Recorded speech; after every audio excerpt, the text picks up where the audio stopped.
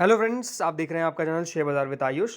तो फ्रेंड्स, बात करेंगे इस वीडियो में अपकमिंग वीक के मार्केट्स के ऊपर, बिकॉज जो भी इंपॉर्टेंट इवेंट्स आने वाले हैं जो डेफिनेटली मार्केट की तेज़ी और गिरावट के ऊपर असर डालेंगे वो हम समझेंगे, क्योंकि ये बात हमेशा समझना हमारे लिए बेहद इंपॉर्टेंट होता है कि दोस्तों आने वाले हफ्तों के अंदर कौन से बड़े इवेंट्स आने वाले हैं जिसका असर पड़ने वाला है, या फिर वो कौन से इवेंट्स हुए जो बाजार के बंद होने के बाद यानी सैटरडे संडे को हुए। तो इसके ऊपर हम बात करेंगे। तो चलिए सबसे पहली और सबसे इंपॉर्टेंट बात कर लेते हैं।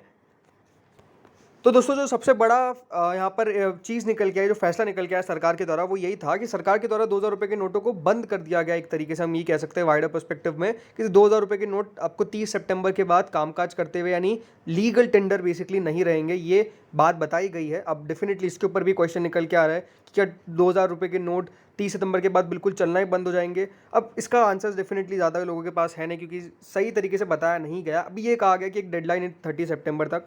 बट इंपॉर्टेंट क्या है कि हमारे मार्केट्स पे इसका कैसा असर पड़ेगा। वैसे तो देखिए एक पूरा सेपरेट वीडियो मैंने बनाया था कि इसका असर क्या क्या हो सकता है, लेकिन वापस से आपको बता देता हूँ एक शॉर्ट टर्म में ब्रीफ में कि क्या होने वाला है। कल दोस्तों मार्केट्स में याद रखिए वो सेक्टर जो डेफिनेटली कैश रिच है, यानी जहाँ पे ट्रांजेक्शन्स कैश के होते हैं, वो डेफिनेटली सबसे ज़्यादा कल आपको असर डालते हुए नजर आएंगे। और इसमें दो चार बड़े सेक्टर्स आ जाते हैं। सबसे पहले तो रियल एस्टेट आ जाता है। वो आपको पता ही है कि रियल एस्टेट में ट्रांजेक्शन छोटी मोटी होती नहीं है, और डेफिनेटली यहाँ पे रियल एस्टेट में जो कैश ट्रांजेक्शन्स है वो काफ़ी ज़्यादा होती है। तो पहला तो रियल एस्टेट है, बिकॉज यहाँ पर कल इसका असर डेफिनेटली देखने को मिलने वाला है। सेकंड दोस्तों जो सेक्टर आता है वो आता है ऑटो का, राइट। ऑटो में भी आपको पता ही है कि गाड़ी अगर आप खरीद रहे हैं तो ज़रूरी थोड़ी कि पूरा का पूरा पेमेंट कैश में दे या फिर पूरा का पूरा पेमेंट चेक में दे। ये हो सकता है कि आप थोड़ा पेमेंट कैश में दे रहे हैं या फिर कोई लोग पूरा का पूरा पेमेंट कैश में दे रहे हो। तो अनडाउटेडली जो भी मान के चलिए जहाँ पर सबसे ज़्यादा कैश यूज़ होता है, अब ये हॉस्पिटल्स भी आप लेके चल सकते हैं, बट ठीक है वहाँ पर ज़्यादा असर पड़ेगा नहीं, मुझे ऐसा नहीं लगता है। लेकिन हाँ, ये दो चार सेक्टर्स हैं जहाँ पर दोस्तों बिल्कुल एग्जैक्ट बाइंग और सेलिंग का असर पड़ जाता है। तो definitely real estate, auto, jewellery भी अपने आप में एक बहुत इंपॉर्टेंट सेक्टर होने वाला है, बिकॉज वहाँ पे कल आप मान के चलिए वहाँ पर भी असर पड़ेगा। तो मार्केट्स में कल ये जो बड़े सेक्टर्स हैं जिनके ऊपर सबसे ज़्यादा ट्रांजेक्शन्स कैश में होते हैं उसका असर पड़ने वाला है। कल कौन से शेयर्स चल सकते हैं? कल इसी के विपरीत वाले जो डिजिटल ट्रांजेक्शन को बढ़ावा देते हैं, पेटीएम जैसा शेयर चल सकता है, कार्ड बिजनेस वाले शेयर्स चल सकते हैं। तो जो भी डिजिटल, जो भी कह सकते हैं पेपर करेंसी यूज़ नहीं करते हो, जहाँ पे डिजिटल ट्रांजेक्शन का बढ़ावा आपको मिलता है, डेफिनेटली कल वो वाले जो सारे शेयर्स हैं वो आपको कल लाइमलाइट में आते हुए नजर आएंगे, बिकॉज उनके लिए एक रे ऑफ होप जग जाएगी मार्केट्स में कि हाँ यहाँ पर आपको जितना से जितना कम हम कैश ट्रांजेक्शन कर सकते हैं उसको कम करें। बिकॉज 2000 के नोट अभी सरकार ने यहाँ पर जो बंद करने वाली है सितंबर 30 के बाद, इसका तो डेफिनेटली एक असर पड़ता हुआ देखने को मिलेगा ही मार्केट्स में। हो सकता है कि देखिए बहुत ज़्यादा नोट ट्रांजैक्शन में ना हो, जैसे सरकार ने बताया कि मात्र 10% के नोट्स हैं जो अभी आपको 3.62 लाख करोड़ की जो करेंसी है उसके 2000 नोट्स ही अभी सर्कुलेशन में है। लेकिन जो बात इंपॉर्टेंट है कि देखिए मार्केट्स पे असर तो पड़ता ही है किसी भी चीज़ का, बिकॉज 3.62 लाख करोड़ एकदम से मार्केट से जब निकलना चालू हो जाएगा तो ये भी तो एक बड़ा फैक्टर प्ले करेगा, बिकॉज पैसा कहीं ना कहीं से तो देना पड़ेगा ना। जो लोग भले ब्लैक में भी पैसा लेके आए थे या फिर ब्लैक में भी पैसा छुपा के रखें, उनको भी बाहर आना पड़ेगा। तो अनडाउटेडली यहाँ पर मार्केट्स पे साफ साफ दोस्तों असर पड़ता है। आपको पता ही है कि डीमोनेटाइजेशन का कितना बड़ा असर पड़ा था, इकोनॉमी हमारी नीचे आ गई थी। लेकिन हाँ, ये पूरा का पूरा डीमोनेटाइजेशन नहीं है, एक छोटा सा हम फैक्टर कह सकते हैं, पूरा का पूरा डिमोनेटाइजेशन नहीं कह सकते। लेकिन जो बड़े डिनोमिनेशन के नोट है जैसे 2000 को जो अब बंद कर दिया गया है, इसका बिल्कुल असर तो पड़ता हुआ देखने को मिलेगा, क्योंकि कुछ ना कुछ तो मार्केट से पैसा निकलता हुआ नजर आ सकता है, ये साफ बात है, राइट। तो कल मान के चलिए थोड़ी बहुत गिरावट अगर इसके कारण होती है तो वो बहुत बड़ी बात नहीं है, बहुत बड़ा असर पड़ना भी मुझे लगता नहीं कि आने वाला है। लेकिन हाँ, थोड़ा बहुत कल के लिए एक छोटा सा भी रिएक्शन मार्केट्स में बन सकता है। सेकेंड इंपॉर्टेंट बात क्या है, एफओएमसी की मिनट्स के आंकड़े रिलीज होने वाले हैं 24 मई को। 24 मई को दोस्तों एफओएमसी मिनट्स की जब आंकड़े निकल के आएंगे तो ये भी बेहद इंपॉर्टेंट होने वाला है कि यूएस फेडरल की आगे की राह क्या है, मतलब क्या आगे चलकर भी लगातार रेट हाइक हमको देखने को मिलेगा। क्योंकि ये बात आपको पता ही है कि अमेरिका के अंदर जो सिचुएशन चल रही है, भले वो अभी पूरा जो बैंक्स आपको डूबते हुए नजर आए, जो बैंक का क्राइसिस है, फिर अभी ये यूएस की डेट सीलिंग का क्राइसिस निकल के आ गया।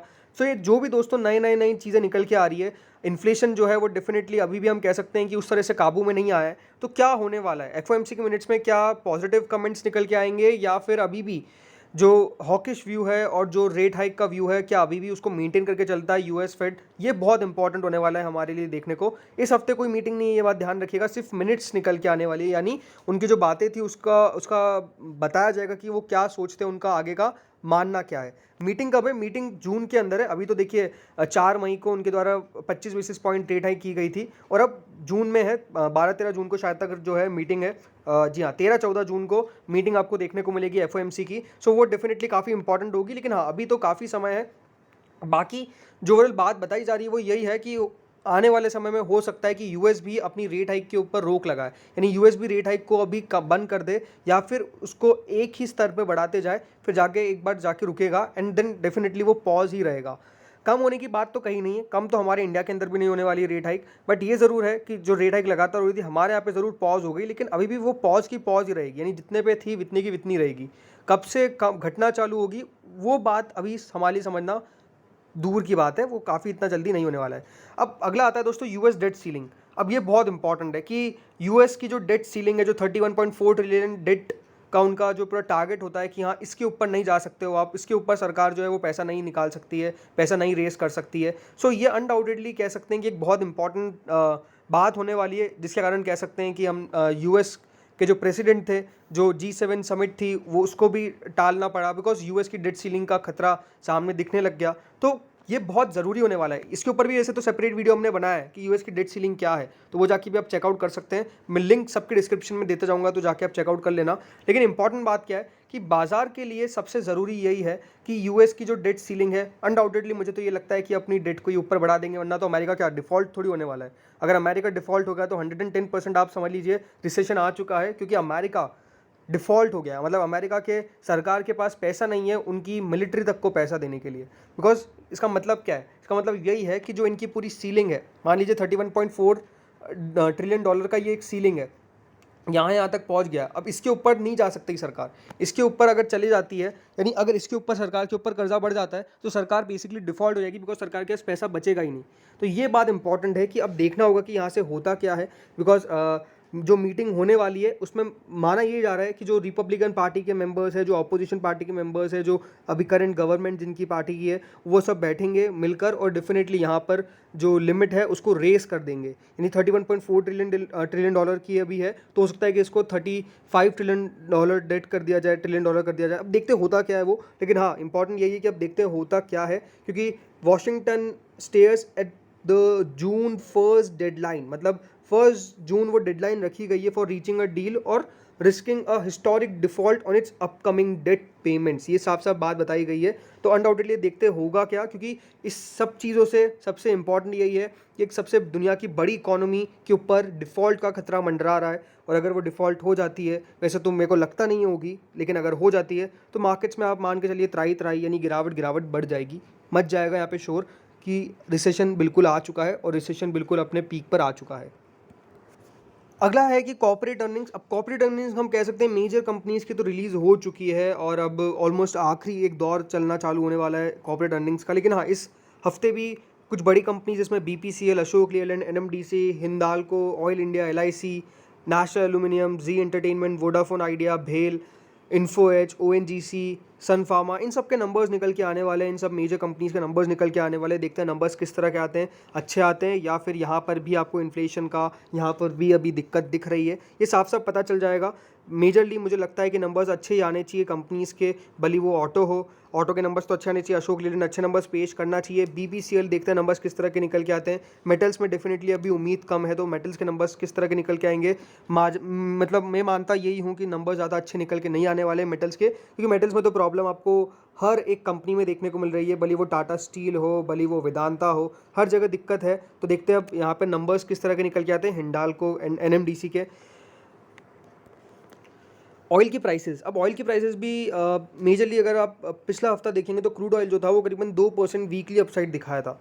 तो ये पहला वीकली गेन था सिंस मिड अप्रैल, मतलब अप्रैल के बाद जाके अब एक ऐसा हफ्ता देखने को मिलता है जिस समय ऑयल प्राइसेस चढ़ी थी, कम नहीं हुई थी, चढ़ी थी। तो यही अब देखना होगा कि इस हफ्ते किस तरह का क्रूड ऑयल प्राइसेस रहता है। क्या यहाँ पर इस हफ्ते भी तेज़ी देखने को मिलती है? तेज़ी का कारण क्या था?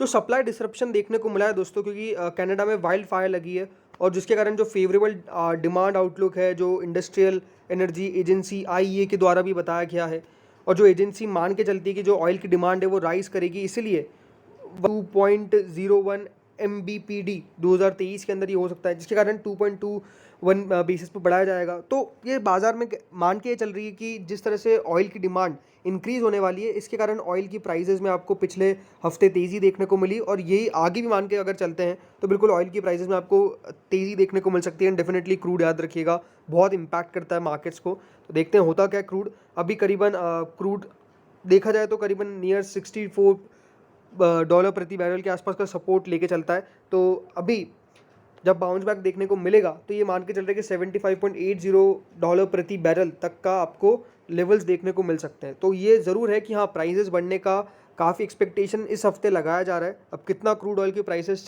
बढ़ती है ये हमको इस हफ्ते देखने को साफ साफ मिल जाएगा। ब्रेंट क्रूड भी कितना बढ़ता है, क्योंकि ब्रेंट फ्यूचर्स जो है वो करीबन 75.58 बैरल प्रति डॉलर पे जाकर सेटल हुए थे।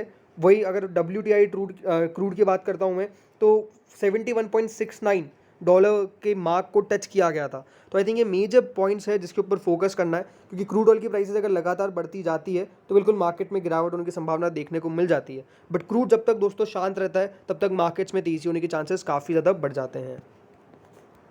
तो यही कुछ देखिए इंपॉर्टेंट फैक्टर्स है जिसके ऊपर बाजार इस हफ्ते रिएक्ट करेगा। ये कह सकते हैं बाजार के लिए बहुत सारी बड़ी बड़ी नेगेटिव खबरें आने की चांसेस नहीं है, सिवाय अगर यूएस डेट सीलिंग सब कुछ सही हो जाता है तो मार्केट्स को ओवरऑल जो बुलिशनेस है वो मेंटेन करके चलना चाहिए। जी, बाजार ने पिछला हफ्ता करीबन 0.80% की गिरावट दिखाई थी और बाजार नीचे आए थे, गिरावट ज़रूर देखने को मिली थी। बट ये बात भी सच है कि बाजार अभी सपोर्ट लेने की भी कोशिश कर रहे हैं एक लेवल्स के आसपास जो करीबन इधर के आते हैं। सो इधर अगर यहाँ पे सपोर्ट लेके बाजार वापस से बाउंस बैक दिखाता है तो देखते हैं अब होता क्या है, बिकॉज बाजार में गिरावट जो देखने को मिली है वो डेफिनेटली इस हफ्ते ठीक ठाक थी। यानी पिछले हफ्ते जो ठीक ठाक थी, बहुत बड़ी गिरावट भी नहीं थी। अगर बाजार थोड़ा बहुत चलता तो थोड़ी बहुत प्रॉफिट टेकिंग की भी संभावना बनती है। बट मेरे हिसाब से तो यही है कि मार्केट्स अच्छे पोजीशन में आ रहे हैं। आई थिंक चीज़ें थोड़ी सी बेहतर होना चालू हो रही है ओवरऑल। बट मेजर बात क्या है, मेजर बात यही है कि जब तक दोस्तों वर्ल्ड इकोनॉमी में आपको बहुत सारे डिसरप्शंस देखने को मिलेंगे, वहाँ पर प्रॉब्लम्स देखने को मिलेगी, तो उसका एक इमीडिएट इफेक्ट हमारे मार्केट्स पर भी देखने को मिलता है। बट अगर वर्ल्ड इकोनॉमीज बढ़िया करेगी, एंड डेफिनेटली हम अभी बढ़िया कर ही रहे हैं, हमारे लिए ऐसा कुछ नेगेटिव है नहीं जिस तरह से बताया जा रहा है, तो आई थिंक मेजरली मार्केट्स यहाँ से अपसाइड ही दिखाने चाहिए और बाजार में बुलिशनेस इंटैक्ट रहेगी भी सही। बाजार ज़रूर पिछले एक महीने के अंदर जो मूव दिखाया है करीबन 2.5 से 3% के आसपास का, ये अपने आप में सिग्निफिकेंट है। लेकिन ये बात ज़रूर है कि बाजार को जब अपने फिर से सबसे उच्चतम स्तर 52 वीक हाई टच करना है, फिर ऑल टाइम हाई टच करना है, तो वो अभी काफ़ी दूर दिखता है। 18,887 याद रखिएगा 52 वीक हाई है, वो बहुत आसानी से नहीं आने वाला है। उसके लिए ये ज़रूरी है कि ऑलमोस्ट हर एक सेक्टर के अंदर आपको बढ़िया करता हुआ नजर आए। अगर हर सेक्टर बढ़िया करेगा तो डेफिनेटली मार्केट्स बढ़िया करेंगे। बट ये बात भी है कि हमको अगर ऑल टाइम हाई लगाना है ना, तो हमको पूरी दुनिया का साथ चाहिए। हमें FIS का भी साथ चाहिए, हमें DIS का भी साथ चाहिए, वर्ल्ड इकोनॉमी डेफिनेटली बढ़िया करे और कोई भी ऐसे डिसरप्शंस देखने को ना मिले मेजरली। क्योंकि अगर डिसरप्शंस देखने को मिलते हैं तो इकोनॉमी में आपको इंस्टेबिलिटी देखने को मिलती है, और इंस्टेबिलिटी मार्केट्स को कभी भी पसंद नहीं है। बाकी इस हफ्ते जैसा मैंने कहा कि बाजार के लिए बहुत सारे वो खतरे वाले इवेंट्स नहीं है सिवाय US डेट सीलिंग के, तो मुझे ऐसा नेगेटिव चीज़ें दिखती नहीं है। बाकी फेड की भी अगर माने तो फेड भी अच्छे ही बात मुझे लगता है कि बताएगा, मार्केट्स के पॉजिटिव सेंटीमेंट ही क्रिएट करने की कोशिश करेगा। तो देखते होता क्या है। इस वीडियो में तो इतना ही था, बाकी आप लोग क्या मानना है कमेंट्स में जरूर बताइएगा। Thank you friends for watching this.